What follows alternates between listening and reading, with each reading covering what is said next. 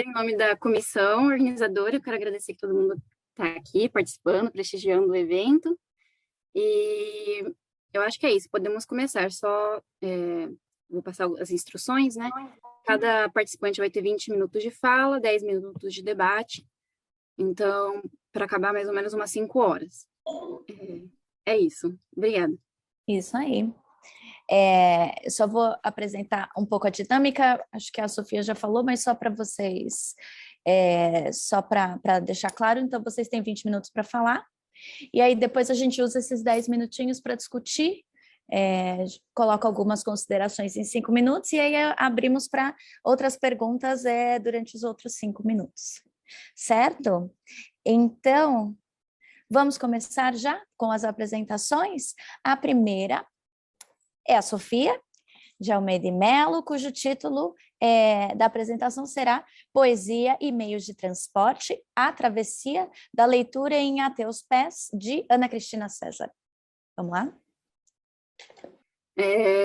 Minha apresentação, primeiro, meu nome é Sofia, essa apresentação é fruto do meu projeto de iniciação científica, estou só esperando agora a aprovação, e ela se chama, como falaram, Poesia e Meio de Transporte, a Travessia da Leitura em A Teus Pés, de Ana Cristina César. Bom, quando eu falo meio de transporte, eu estou querendo me referir mesmo a meio de transporte, carros, aviões, navios, trens, espaçonaves, todas essas imagens aparecem na poesia da Ana Cristina César, e aparecem com uma certa frequência. Por exemplo, eu coloquei aqui uns trechinhos, o navio desatraca, luzes de automóveis, vendo a barca e as gaivotinhas passarem. E quando essas imagens aparecem, eu acho que elas não aparecem com certa gratuidade, elas aparecem fazendo certas mobilizações na poesia da Ana Cristina César. Elas, ora, localizam o sujeito no espaço, ora, modificam o sujeito poético, ora, localizam a escrita, o espaço do poema.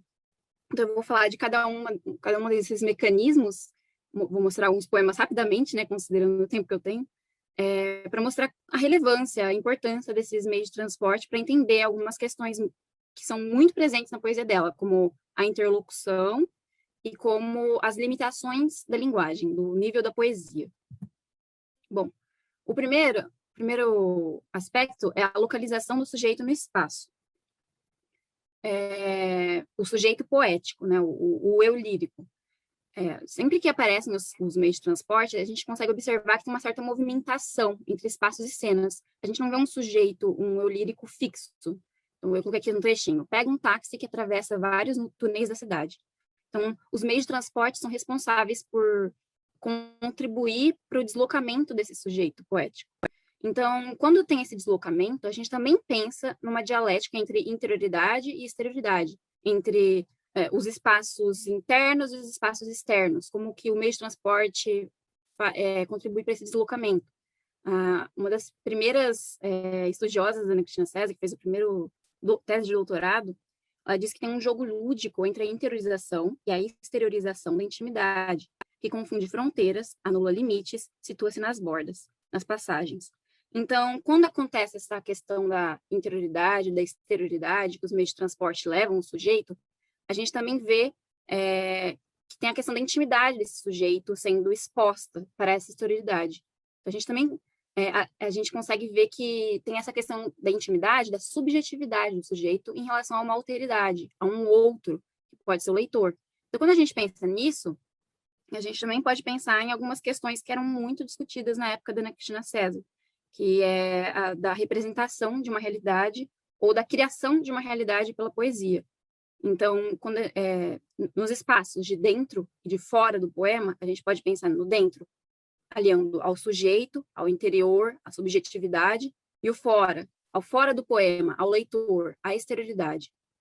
Então, quando os meios de transporte aparecem, o sujeito é localizado, a gente parte de uma figura, um eu, que se destina a um outro.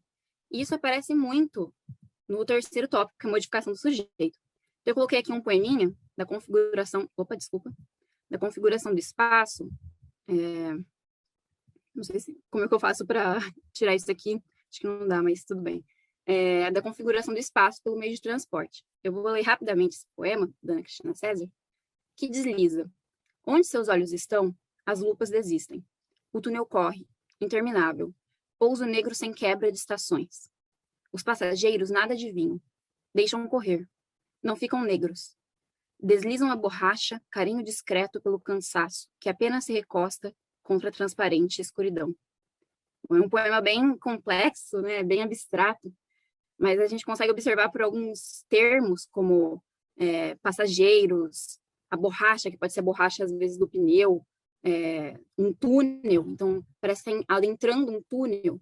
Então a gente consegue observar que o poema, mesmo que ele não tenha uma referência explícita a um meio de transporte, um carro, um avião, não sei, trem, metrô, ele aparece sendo localizado dentro de um meio de transporte, né? Então, é um sujeito que dentro desse, onde seus olhos estão, as lupas desistem.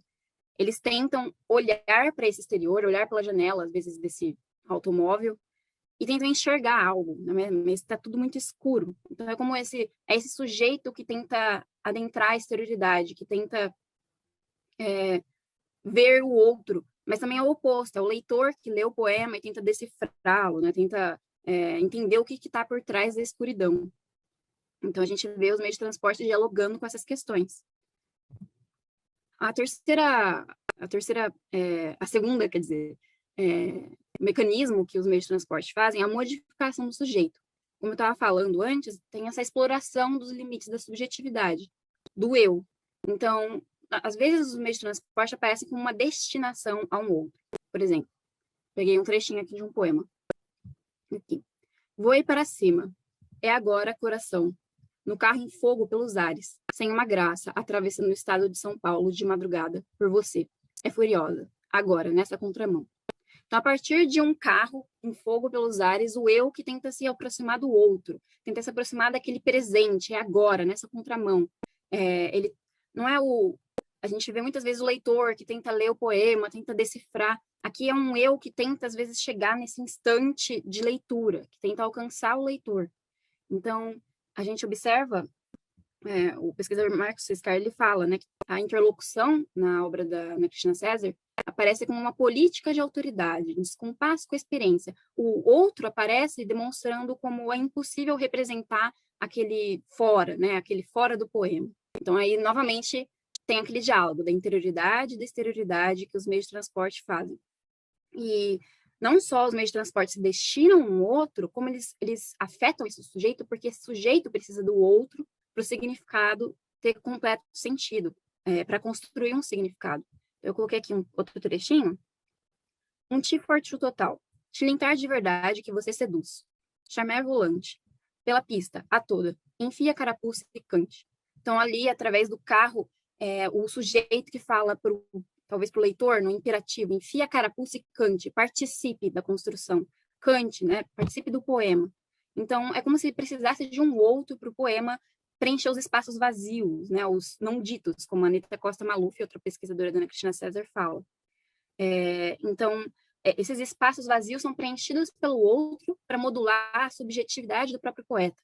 Então, a interioridade precisa de uma exterioridade, a subjetividade precisa de uma autoridade, porque a presença do interlocutor aponta para um fora. Né? O leitor, ele mostra um fora que é embaixo, é um dentro. Eu coloquei aqui um trechinho de um dos primeiros ensaios que tem sobre a Ana Cristina César, que é do Silviano Santiago. E é engraçado como quando ele vai discutir as questões da leitura, ele percebe que ele usa metáforas de transporte também. Então, não vai dar para ler tudo, né, por conta do tempo, mas eu vou ler alguns trechinhos, quer ver? Ele fala que a leitura, que as pessoas que leem Ana Cristina César e julgam muito difíceis são pessoas que estão tentando decifrá-la, estão tentando ler e encontrar significados ocultos, quando é o contrário, o que ela quer é que você participe, né, que você coloque seus próprios significados ao invés de desvendar um significado do sujeito. Ela quer que esse interlocutor participe. Então ele fala, a dicotomia fácil e difícil do poema não existe para quem tem a força de sobrecarregar de significado a linguagem para que ela viaje significativamente em direção ao outro, para que ela se organize e se libere pela dinâmica da travessia. Então a gente observa a viagem, a travessia, o trem aqui, ele fala que os leitores que desistem, né, eles pulam do trem em movimento, É engraçado como ele discute isso usando justamente essas imagens, para a gente ver como essas imagens já eram notadas por outros pesquisadores na obra da Ana Cristina César. O que eu propus é que alguns desses mecanismos que eles mobilizam. Então, por exemplo, esse poema aqui, a gente vê, não dá para ler aqui, né, mas eles ajudam nesse diálogo, né, entre como os meios de transporte aparecem para delimitar a subjetividade e a autoridade. Eu vou ler aqui rapidinho. Quando entre nós só havia uma carta certa, a correspondência completa, o trem, os trilhos, a janela aberta, uma certa paisagem sem pedras ou sobressaltos, meu salto alto, em equilíbrio, o copo d'água, à espera do café. Ler meio rápido assim, acho que seria melhor a gente ter mais tempo para analisar, né? Mas a gente observa que é um poema que parece interminado, né? Quando entre nós só havia, e aí parece que tem uma sequência, uma enumeração. A carta, a correspondência, o trem, os trilhos, a janela aberta. Então, é como se a gente pensar assim, né? Esse trem, essa janela, parece até um salto em equilíbrio, parece um restaurante de trem, né? Então, é como se a gente pensar nesses nós, né? Como uma figura amorosa, a gente pode pensar num encontro, né? Entre dois amantes que entre eles só havia essas questões aqui, a carta, a correspondência, e aí com o tempo ou aumentou a distância entre eles ou diminuiu, né? Porque a gente não sabe. Quando entre nós só havia, e não há nenhuma completude dessa afirmação. O que acontece depois do quando entre nós só havia? Mas quando a gente pensa no nós, eu, sujeito poético, o outro, o leitor, é como se esse espaço limitizasse o próprio momento da leitura, né? Porque o leitor, ele lê quando entre nós só havia, e ele precisa completar. O que aconteceu depois? O que ocorre após todos esses obstáculos que tem entre o eu e o outro? Então, é como se o poema mimetizasse essa distância entre o sujeito e o leitor. O leitor precisa completar para ter uma finitude, para ter uma completude no poema. Então, é como se o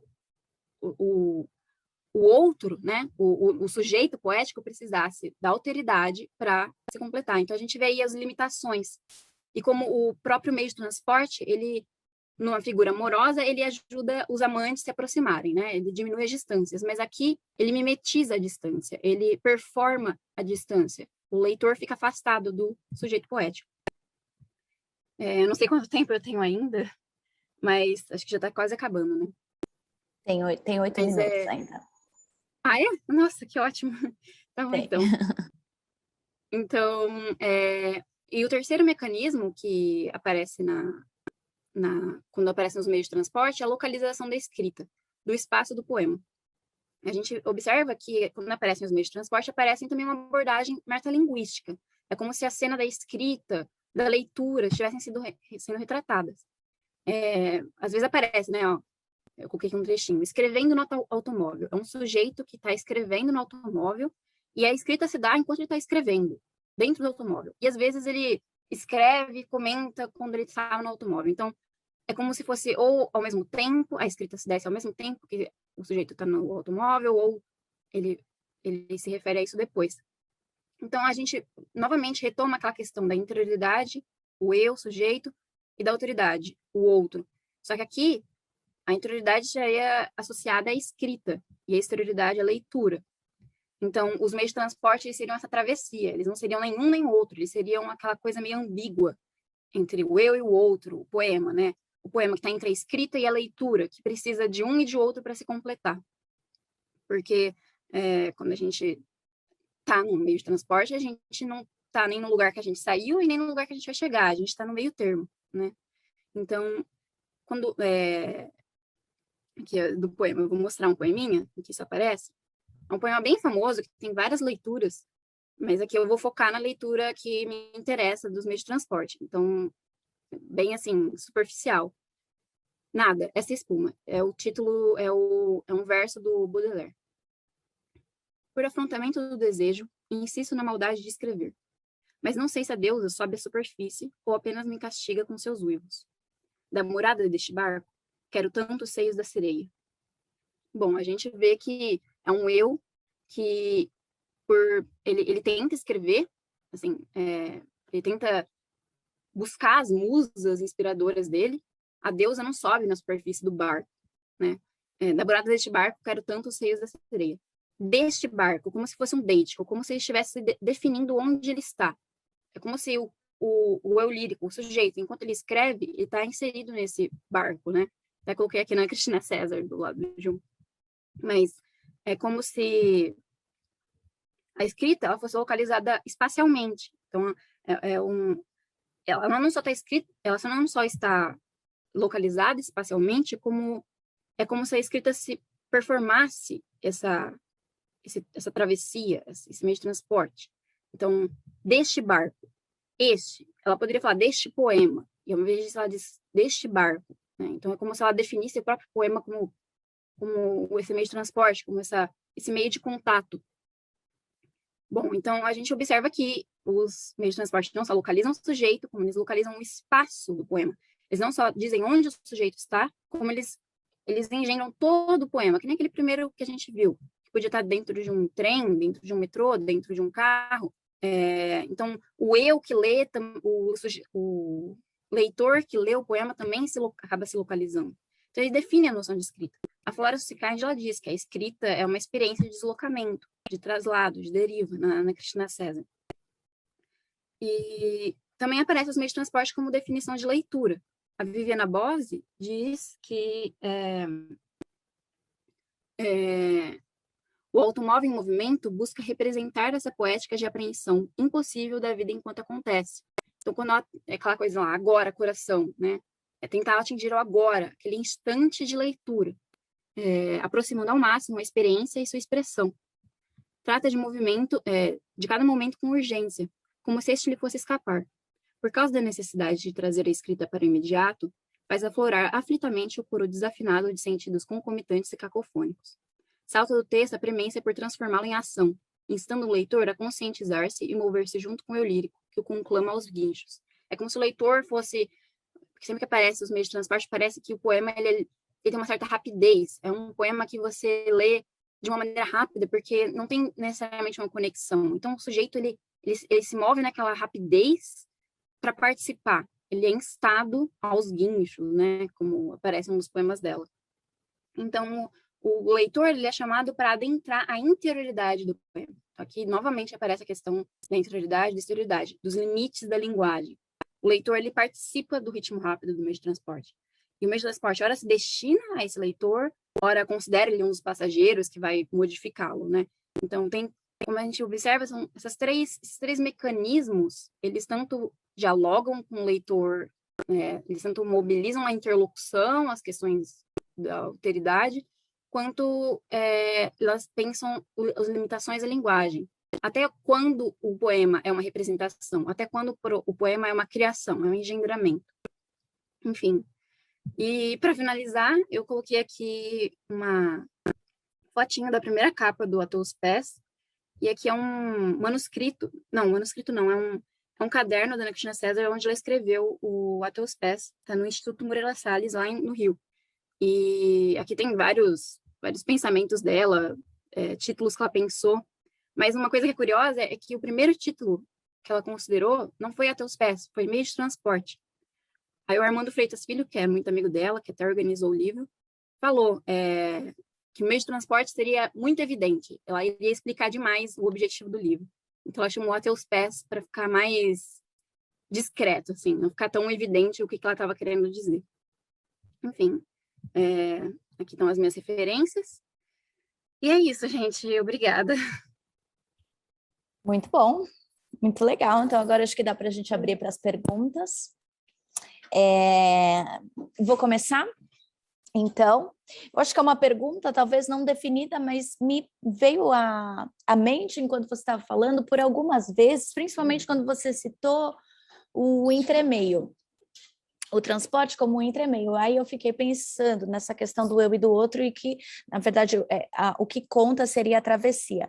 Porque, por algumas vezes, O transporte aparece sim como uma ponte para um diálogo. E por outras, ele aponta para uma impossibilidade de comunicação. Então, você acha que a questão do entremeio é universal, digamos assim, na obra, ou algumas vezes é realmente a ideia passar a impossibilidade do dialogismo? O que você acha, se é que tem... Eu acho que é os dois, porque quando ela pensa quando ela mobiliza a questão da exterioridade, da alteridade desse outro, é como o pesquisador, que também foi orientador dessa iniciação científica, como Marco Ciscar, fala, que é uma política de alteridade, é identificar essa impossibilidade, você mobiliza ela, mas você identifica que ela é impossível. Então, ainda que tenha essa tentativa de alcançá-la, de se destinar a esse outro, é consciente que esse outro ele é impossível de ser alcançado. É como se ao mostrar isso, ao mostrar essa impossibilidade, ela também mostrasse que tem uma quebra nessa representação, nessa experiência, nessa coincidência entre o poema e a representação dessa realidade, da experiência. Então, eu acho que esse outro ele aparece justamente para mostrar essa distância, né? Mostrar que o poema está só na travessia. Legal. Então, vamos aí, mais alguém? Acho que tem muitos comentários aqui no bate-papo elogiando o seu trabalho, dizendo que é muito bom. Isso é muito legal, né? A gente receber esse feedback. Obrigada, pessoal. Se alguém quiser fazer pergunta no bate-papo, acho que também dá. Não? Então, acho que podemos passar para o outro, certo, Sofia? Muito obrigada. E aí a gente passa agora para Raquel Maria Riera, que diz seu sobrenome? Riera. Riera Maia. Somos o que comemos. Considerações sobre os limites entre humano e não humano em Cadáver Esquisito, de Augustina Basterrica. Vamos então, Raquel? Então, meu nome é Raquel, eu vou apresentar o trabalho que a Carol já introduziu, né? Somos o que comemos, considerações sobre os limites do humano e não humano em Cadáver Esquisito, de Agostina Basterrica. E esse trabalho faz parte do meu TCC-1 com a professora Miriam Garrett em PL, e ele está em andamento, então eu achei interessante falar isso, porque as questões que eu vou colocar aqui ainda estão em aberto, né? O TCC2 é só no semestre que vem, mas então vamos lá. Primeiramente, eu vou falar dos objetivos da pesquisa, que são principalmente analisar a divisão entre animais humanos e não humanos e sua relação com o horror em Cadáver Esquisito, e apresentar essa divisão como uma ferramenta de necropolítica na obra que reflete violências observadas no mundo real. Então, antes de tratar dessas questões especificamente, eu vou apresentar rapidinho a obra. Cadáver Esquisito é uma distopia argentina, publicada em 2018. Ela não tem tradução para português, mas em português ficaria algo como Cadáver Delicioso, Cadáver Gostoso. E essa ilustração que está aqui na lateral do slide é a capa dele em espanhol. No livro, depois de uma pandemia de um vírus desconhecido que afeta só animais não humanos, todos esses animais são eliminados da Terra como forma de impedir a disseminação de uma possível doença que assolasse a humanidade. Só que com a falta massiva de proteína animal, o canibalismo passa a ser institucionalizado, primeiro através de casos isolados, de ataques nas ruas a pessoas comendo outras pessoas, depois nos moldes da agroindústria atual. O narrador é em terceira pessoa e ele trabalha a partir do ponto de vista do Marcos Terra, que é gerente do frigorífico Pia. Ele é responsável pelo manuseio das carnes, né, que são chamadas no livro de cabeças, e pela distribuição dela para os açougues. E no livro fica bem claro que ele é um homem deprimido pela situação do mundo com esse canibalismo e por problemas familiares que levam ele a se ver obrigado a manter em funcionamento essa máquina canibal, mesmo contra as próprias crenças. E é interessante falar sobre gênero, que, embora ele não seja o foco do trabalho, ele funciona como pano de fundo para questionamentos sobre a vida real, na medida em que ele exagera tendências ruins do futuro para interpelar o presente. Então, incitar aí questionamentos críticos sobre a forma como o mundo já está funcionando. Então, para acolher o canibalismo como lei e como estilo de vida, é preciso que o sistema, as pessoas, enfim, todos façam um pacto aí para esquecer que a carne que está sendo consumida é de proveniência humana, e para isso o mecanismo criado é destituir de humanidade essas cabeças que fazem parte da agroindústria, no caso, fazer uma redução ao mundo animal.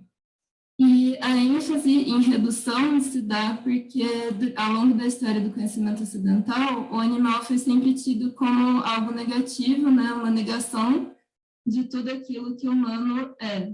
Então, o animal como radicalmente outro é uma besta, ele é grosseiro, é monstruoso, ele é sem alma, e ele encarna todas as dualidades que o humano busca afastar de si. Essa ruptura decisiva se dá a partir do pensamento cartesiano, em torno do século XVII, que cria uma dualidade entre alma e corpo. Enquanto o humano é abençoado com alma, o animal é só um corpo mecânico, é só um corpo autômato, o que consolida a visão do humano como superior no mundo animal, como afastado do mundo animal, embora seja constituído por ele, e cria dicotomias com as quais a gente está acostumado no dia a dia, né? O humano é racional, enquanto o animal é irracional, é movido só por instintos. O humano é civilizado, enquanto o animal é selvagem. Enfim, todas essas oposições que fazem parte do nosso imaginário. Então, o livro cria, aí aqui eu abro aspas para a fala da Maria Esther Maciel, que estuda a questão animal na literatura, para a noção de animalização do humano como princípio máximo de abjeção e degradação social, fecha aspas, que pauta a diferença entre humanos e cabeças em cadáver e possibilita que os humanos considerados animais, né, os humanimais, façam parte da produção. E essa cisão entre humanos e humanos de abate é definida através dos mecanismos de produção do sistema. Algumas das práticas que colocam as cabeças em lugares inferiores são o corte das suas cordas vocais nos frigoríficos, o que priva elas do desenvolvimento da linguagem, como a gente está acostumado, né, da fala que é típica humana e que não acontece no mundo animal. Além disso, elas são criadas em ambientes estéreis, isolados, então elas são impedidas de criar agrupamentos familiares, que também são típicos da forma como a gente vive em sociedade, e vivem nuas, que se opõem também à nossa vivência com roupas na sociedade civilizada. Além disso, essa divisão é reforçada por burocracias do sistema, né? Os humanos são impedidos por lei de se relacionar com cabeças, porque isso seria descer ao nível aí das cabeças que são consideradas objetos, e, além disso, as palavras e os modos de ver o mundo são ressignificados, o que sugere novas formações discursivas e ideológicas, aí entendidas como visões de mundo e como palavras e símbolos que materializam essas visões de mundo. Então, esses exemplos de reconfigurações pautam todo o livro. Algumas são, por exemplo, a própria nomeação das cabeças como cabeças e não como algo que remeta a humanos. Os nomes das carnes mudam, a carne humana é vendida como carne premium ou carne especial, os cortes de carne também mudam, o lombo é vendido como extremidade superior, as mãos e os pés são vendidos como patinhas, então tudo isso vai reconfigurando o modo como a sociedade vive de forma a fazer com que as pessoas se esqueçam de que estão aí consumindo algo que vem de dentro da própria espécie. Além disso, tem também 2 espaços físicos em que essa diferenciação pode ser vista, que são os frigoríficos e os redutos de caça. Os frigoríficos trabalham nos moldes que a gente já conhece da agroindústria. As cabeças são abatidas de forma pouco digna, né, com pistolas ou marretas, e na esteira de produção elas são dessangradas, descoradas, desmembradas, enfim, tudo isso de forma a aproveitar o máximo possível da carne humana. E isso também é uma forma de reforçar o quanto elas não são consideradas humanas dentro dos moldes da sociedade civilizada, né? A morte é totalmente desprovida de dignidade, da mesma forma como a gente já lida com animais nos moldes da agroindústria. Além disso, os locais de caça são ligados a atitudes ilegais. Isso fica meio como silenciado ali no livro, né? Não é muito explícito, justamente porque faz parte de coisas fora do governo, mas esses locais de caça são parques dirigidos por agiotas, ou enfim, pessoas com grande poder financeiro, que convidam pessoas que devem muito dinheiro a elas para ficarem nesses parques de caça, totalmente sem roupa, sem equipamentos, e se essas pessoas sobreviverem aos dias no parque de caça, elas têm suas dívidas perdoadas. Se elas forem mortas por caçadores que pagam grandes quantias de dinheiro para caçar humanos ao vivo, elas são servidas em banquetes luxuosos nesses parques. Então, aqui a gente tem 2 divisões claras, né, do limite entre humanos e não humanos, uma pautada por questões protocolares, né, da indústria, enquanto outra se embaralha muito com o sadismo da própria espécie humana com ela mesma. A grande questão do livro é que esse limite entre humanos e cabeças passa a ser contestado quando o protagonista Terro ganha uma cabeça para ser criada em casa e ele não consegue dar fim a ela, nem vender, nem comer. Em uma noite de embriaguez, ele engravida Jasmine de forma ilegal. Jasmine como ele batiza essa cabeça. E, a partir desse momento, cria-se um laço afetivo muito íntimo e o Terro passa a moldar Jasmine para viver em configurações humanas, né? Ele ensina ela a se vestir, a usar o banheiro, a comer com talheres, a assistir TV, entre outras coisas que ela começa a fazer dentro da casa. Então, com isso, a gente acha que é o momento em que se dá, de fato, a contestação desse limite entre humano e cabeça, porque se as cabeças podem, de fato, se desenvolver e viver como humanos, então, onde se delineia esse limite, né, que faz com que elas sejam passíveis de ser consumidas. Toda essa divisão eu encarei como uma possibilidade de análise a partir do conceito de necropolítica do Achille Mbembe, com ressalvas, né? O Mbembe constrói esse conceito para analisar genocídios e questões relacionadas ao colonialismo, mas o que importa aqui é que ele chama de necropolítica a atuação do Estado soberano ou de grupos soberanos sobre outros, para decidir não só quem deve viver e quem pode ser deixado de lado, mas como quem ativamente tem que ser escolhido para morrer, como forma de, enfim, promover limpezas ou controles populacionais. E isso é visto no livro quando fica implícito, nada disso também é falado explicitamente por ser uma coisa muito abjeta, mas que as pessoas que são destinadas para o abate quando o canibalismo começa a ser instituído são provenientes de grupos vulneráveis, que são moradores de rua, pessoas doentes, pessoas de extrema pobreza. Então, é aí que a gente vê um Estado possivelmente nessa operação necropolítica de decidir ativamente quem deve morrer para que o Estado se mantenha funcionando e se mantenha soberano. Essa seleção de quem deve morrer evidencia não só um limite interespécies, né, entre humanos e animais, como também dentro da própria espécie. Então, que grupos podem ser considerados humanos dentro da própria espécie humana. A gente vê pelo livro que os grupos que não são humanos dentro da própria humanidade são esses grupos vulneráveis, né? E isso abre espaço para as conclusões que eu tirei dessas questões de limites, no sentido de que a forma como o canibalismo aparece no romance denuncia não só o funcionamento da indústria da carne a nível mais superficial, mais claro, né, mas também essas operações que a gente já vê acontecendo no sistema em que a gente vive de consumo de humanos. Então, não literalmente, mas figurativamente o tempo todo, com esses grupos vulneráveis que a gente vê diariamente, agora mais do que nunca, né, crescendo no Brasil, os grupos de refugiados de guerras, as questões de tráfico humano. Então, todas essas formas como a própria humanidade fagocita essas pessoas dentro do próprio sistema, né?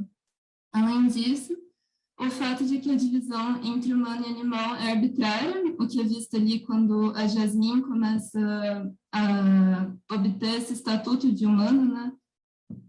E que ela pode ser repensada, já que os moldes em que ela foi feita lá pelo trabalho cartesiano já foram superados e já estão sendo repensados.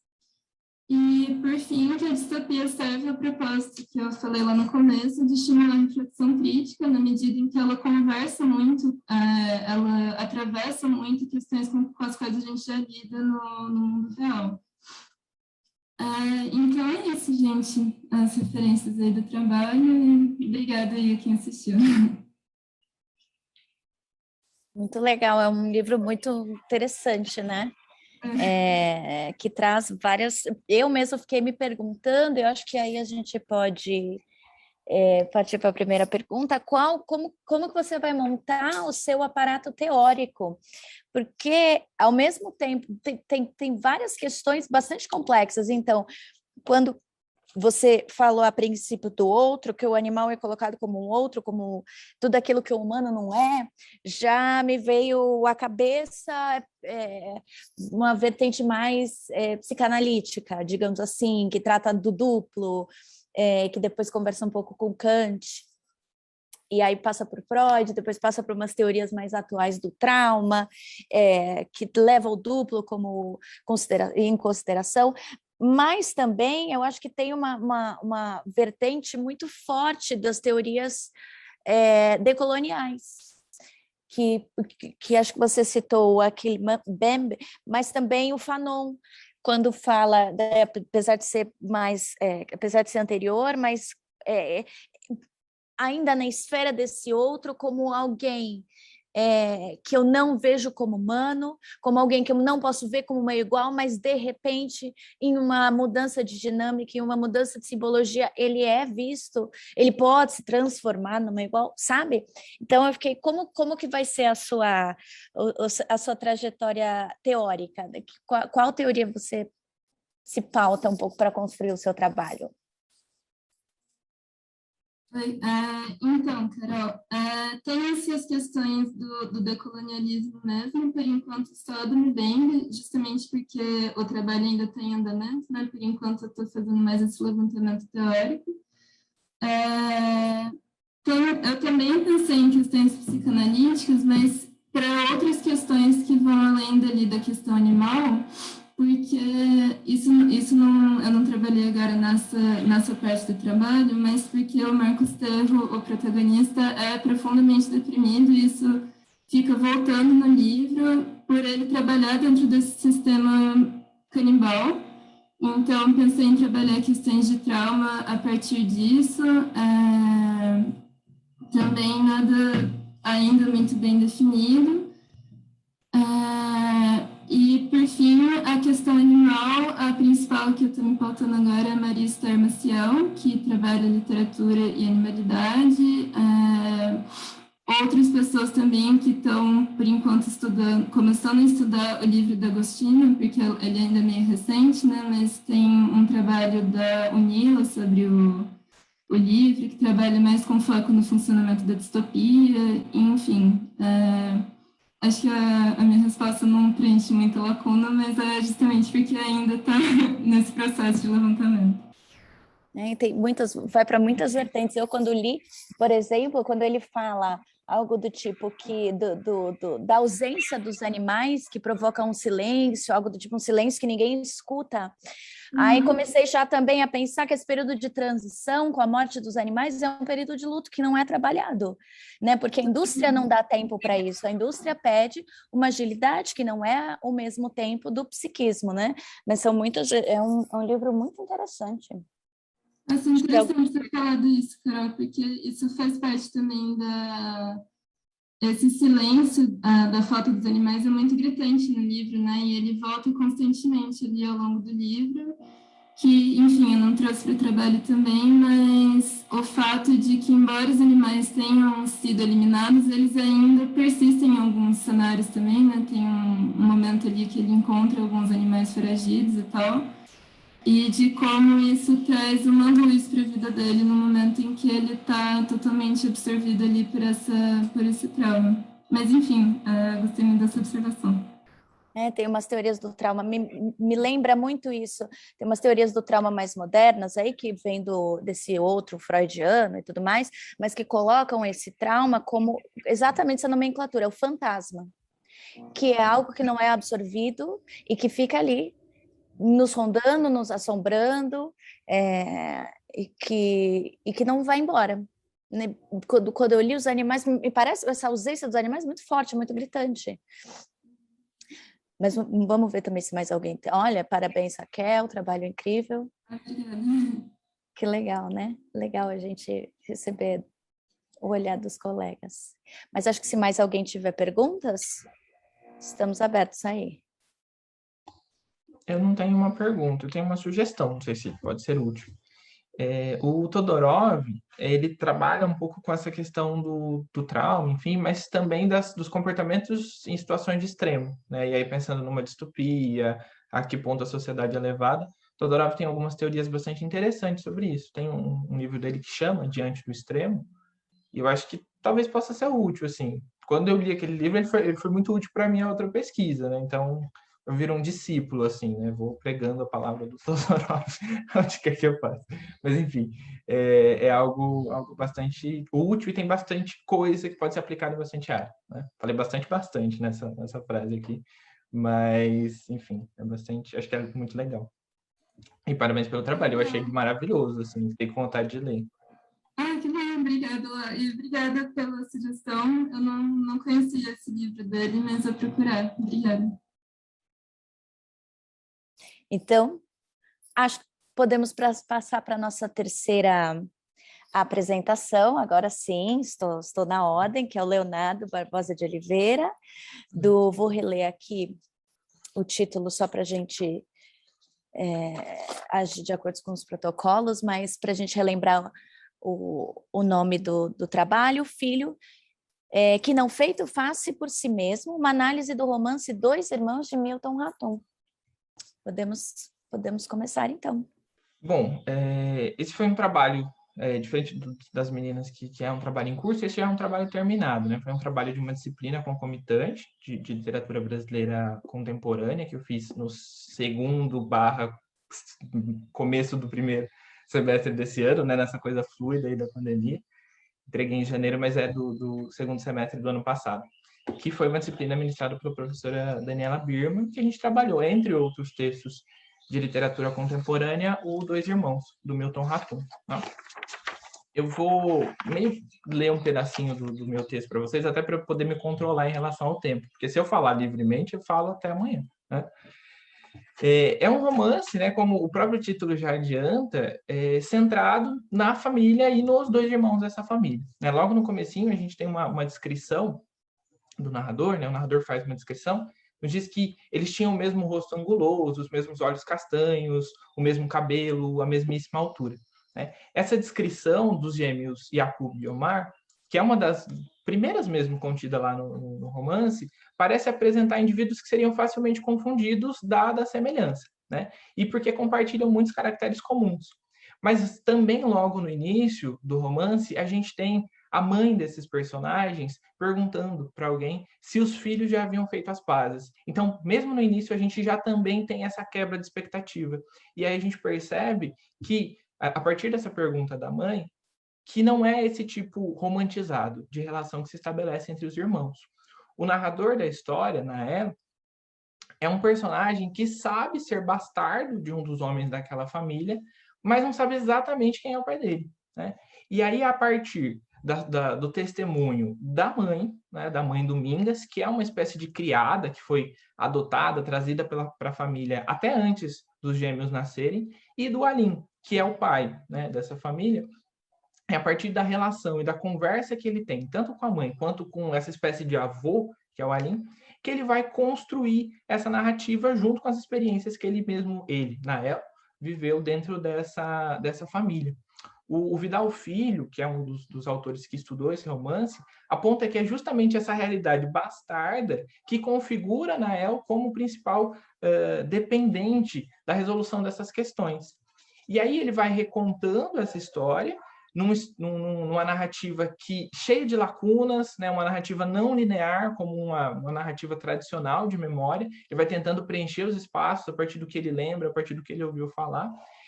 E nessa construção ele vai deixando latente a sua visão sobre os gêmeos. E é justamente a forma como os gêmeos são retratados e o que isso pode significar para o narrador que eu estudei, né? A partir de alguns trechos, de algumas análises, enfim, de uma bibliografia pertinente, que eu estudei nesse trabalho.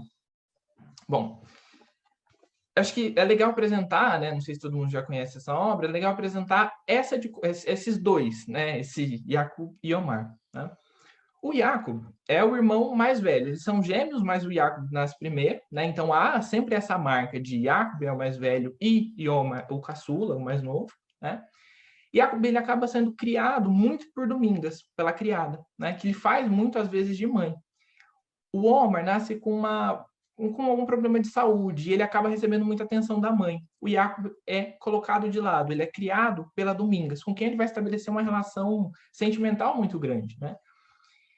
Quando eles são crianças, eles se encantam pela mesma menina, né? O Yakub gosta da menina, o Omar vai tentar seduzi-la, talvez até para provocar o irmão. E aí eles brigam.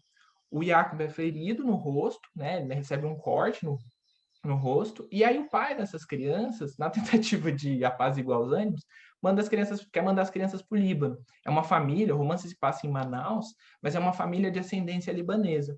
A mãe não aceita que os dois filhos sejam levados para o Líbano. Ela admite que só Yakub seja levado, mas ela fica com o Omar.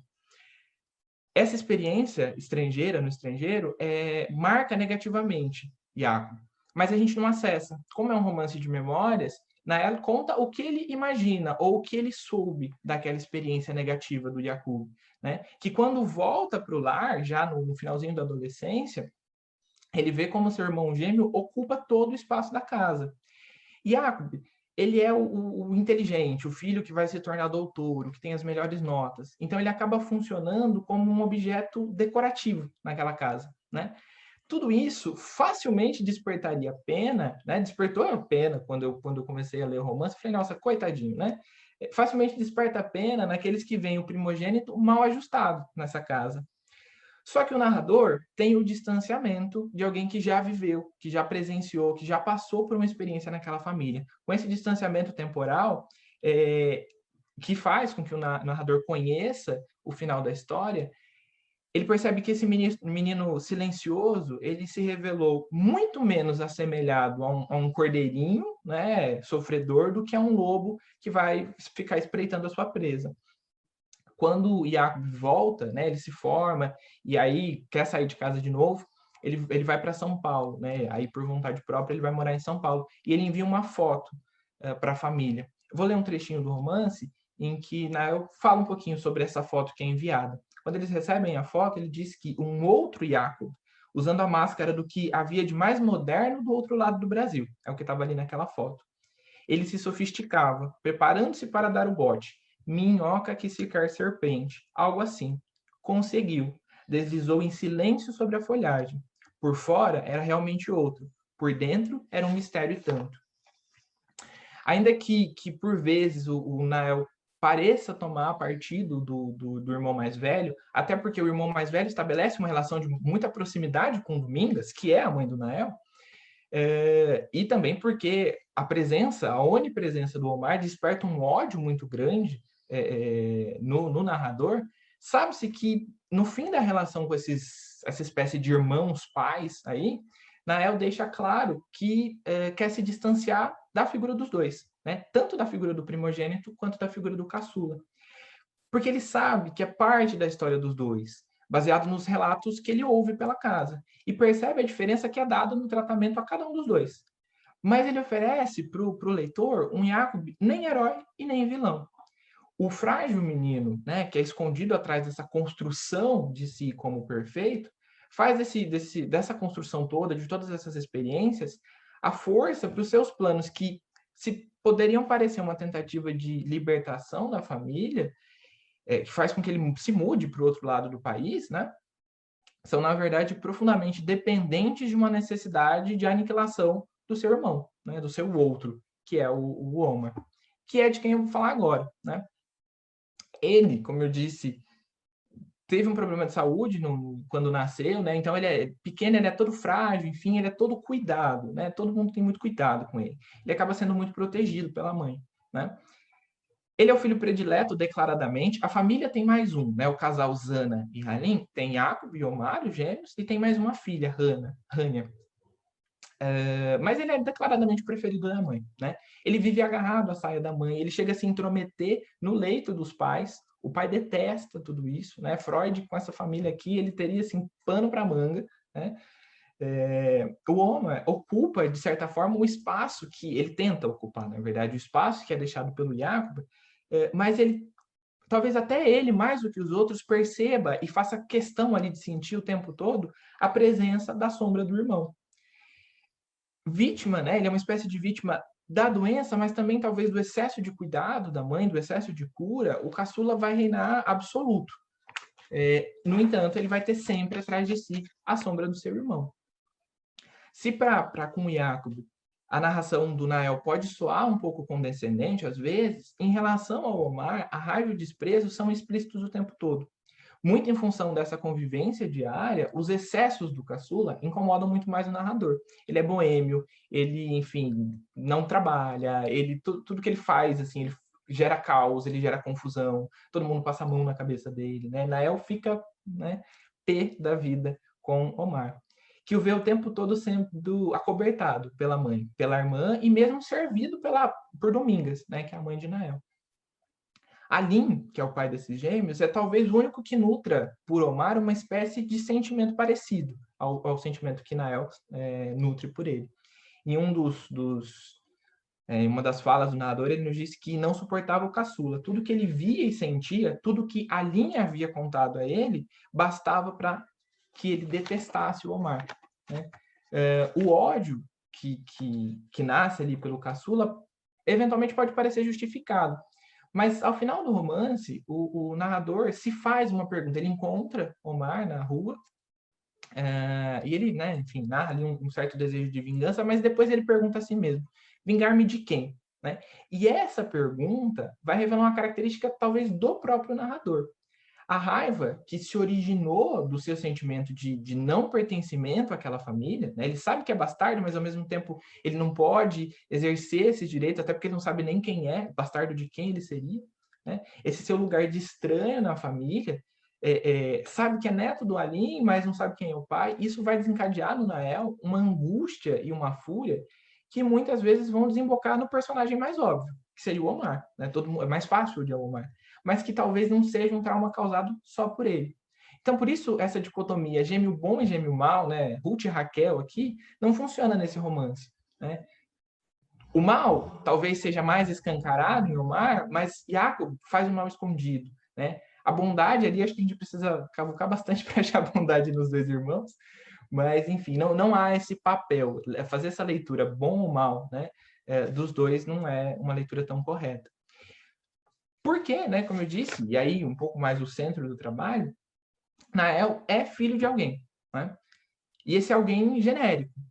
Contar a sua história, né? Isso motiva todo o romance. Contar a sua história numa história que não é a sua, né? O título do romance é Dois Irmãos, não tem nada a ver com Nael. A gente se depara com um narrador ali que lá no terceiro capítulo a gente vai entender que ele não tem, né, não é um dos dois irmãos. marca profundamente o narrador, tendo em mente que aquela deveria ser a sua história, são as suas memórias de família, né? Afinal, foram o Alim e a Zana que trouxeram Domingas para casa, e fazendo dela uma espécie de agregada, sujeitaram-na a cuidar de Jacob. E isso permitiu que nascesse ali uma intimidade que vai culminar no encontro sexual. E também, Halim e Zana consentiram nos abusos e nos excessos de Omar, o que possibilita, inclusive, que haja uma violência sexual, né? O Jacob, ele desenvolve ali uma espécie de amor ali com a Domingas, um sentimento, e Nael, eles chegam até um encontro sexual, e o Omar, percebendo disso, né, na tentativa ali de anular o seu irmão, acaba violentando Domingas. Disso nasce Nael. Então ele nunca vai saber exatamente quem é o pai, né?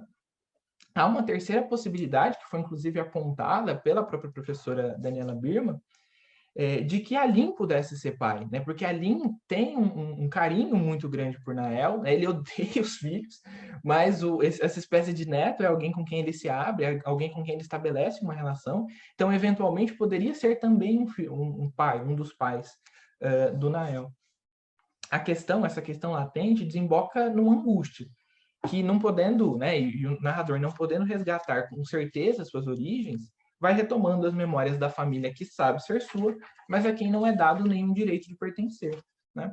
Narrando sempre a partir dessa incerteza sobre si, as características de Jacob e de Omar, suas trajetórias, suas condutas, vão sendo apresentadas por esse narrador meio que mescladas. Ora é o Jacob retornando do Líbano, lembrando do que foi a sua casa, misturadas histórias que a Domingas contava, né? Histórias muito afetivas em relação a Jacob, sobre a briga também, história sobre a briga, sobre a cicatriz, sobre essa ruptura.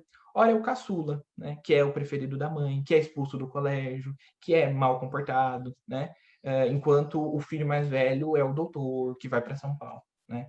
E aí, nessa narrativa, vão se intercalando considerações sobre ambos, misturadas também às confissões, lá no finalzinho já carregadas de muita melancolia, né, e exaustão mesmo, do Alim, né?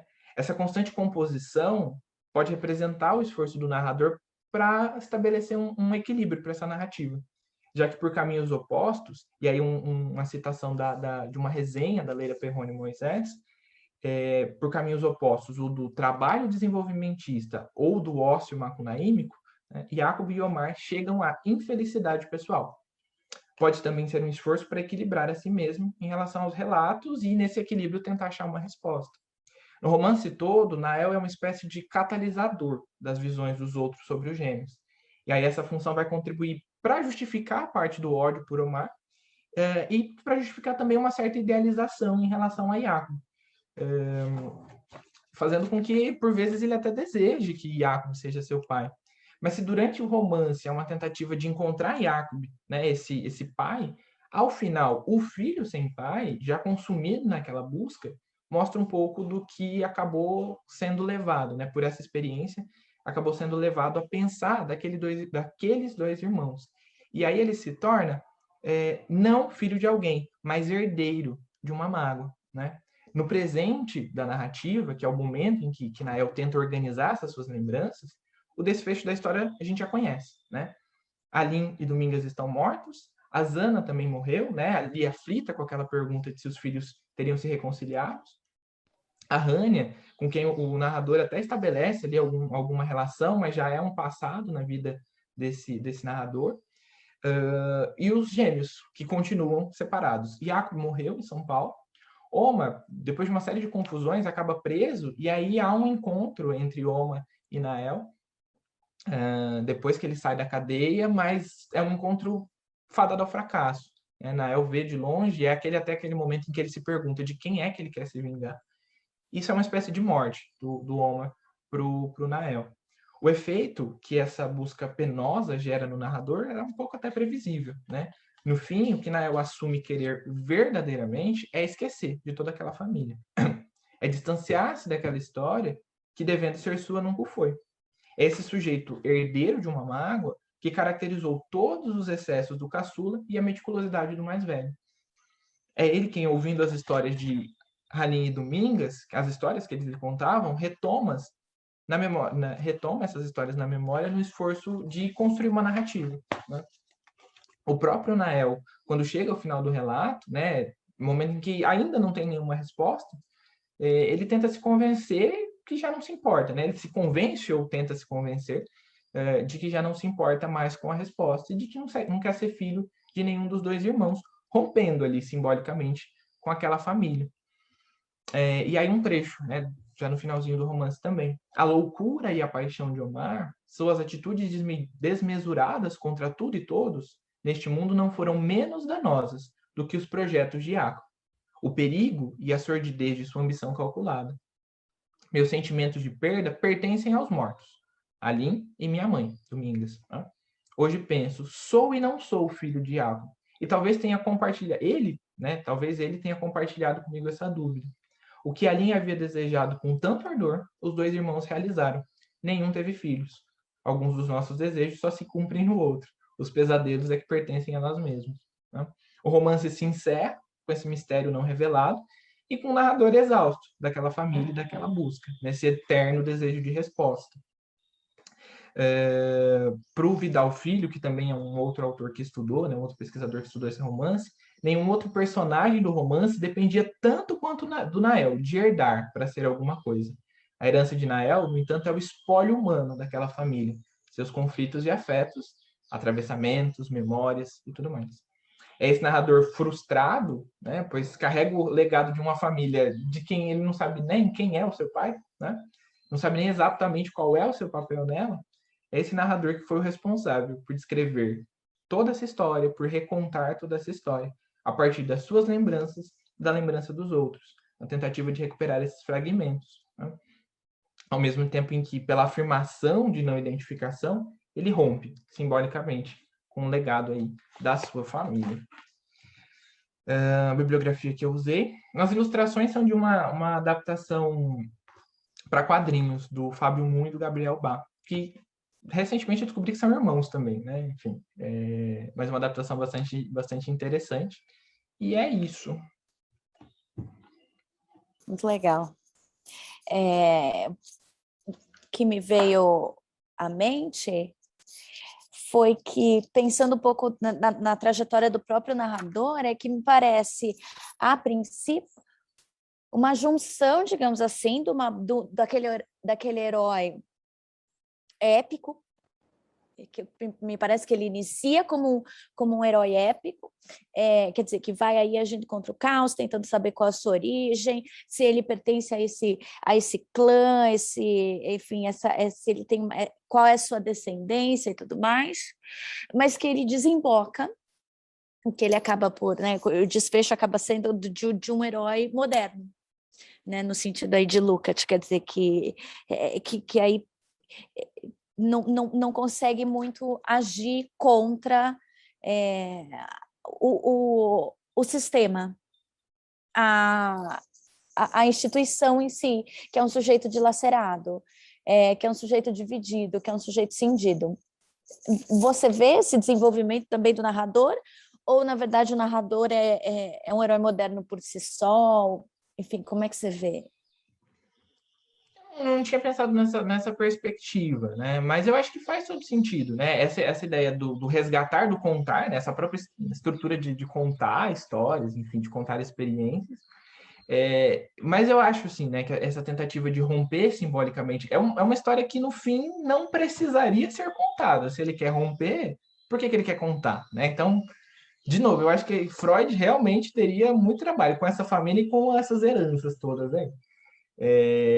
Eu acho que ele diz querer romper, mas o esforço de contar já nos mostra que talvez esse rompimento não seja tão efetivo. Mas eu acho que o fim, sim, né, já caracteriza um outro lugar de herói. É um herói que sucumbe ao contexto, que sucumbe à força externa e que não vai resolver esse problema, né? Eu li o romance, a gente até discutiu em aula, né? A turma via marcas de Iaco como pai, a turma também via marcas de Oma como pai, e a gente chegou à conclusão, né? A professora também nos ajudou nisso, de que não há uma resposta objetiva, há um esforço de tentar se identificar em Iaco.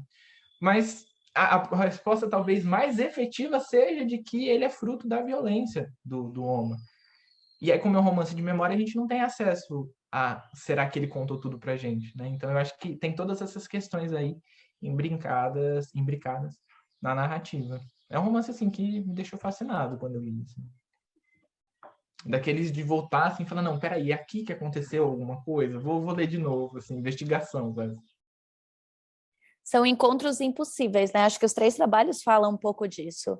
Então, os poemas da primeira apresentação, do geral, assim, da poetisa, falam muito sobre esses encontros truncados, como ocorreu no segundo também, quer dizer que, de repente, a gente vê um humano encontrando como aquele humano que não é o seu meio, que não faz parte de si, que não pode ser identificado, e aqui uma falta de encontro com a própria origem.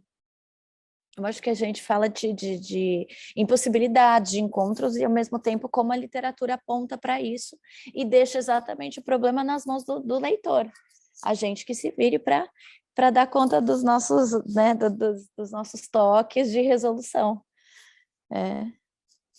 Mas é isso, gente. Vamos ver se mais alguém tiver algum comentário ou alguma dúvida, a gente abre do trabalho do Leonardo. Mas também temos muitos elogios aqui no bate-papo. Não? Olha só, todos estão embasbacados com a apresentação do trabalho de vocês. Parabéns aos 3. Eu acho que a gente pode fechar por aqui.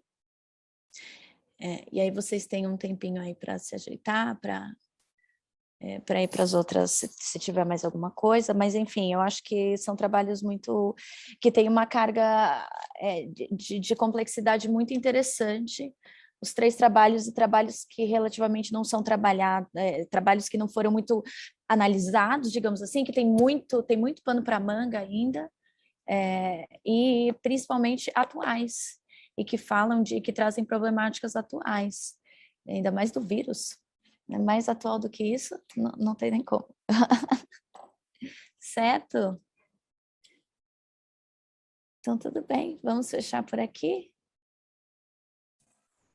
Obrigada, gente. Obrigada a você, pessoal. gente. Aí só vou encerrar aqui, vou terminar de gravar. E só recomendo que todo mundo participe das outras mesas, da última conferência. E é isso. Obrigada por participarem. Até mais.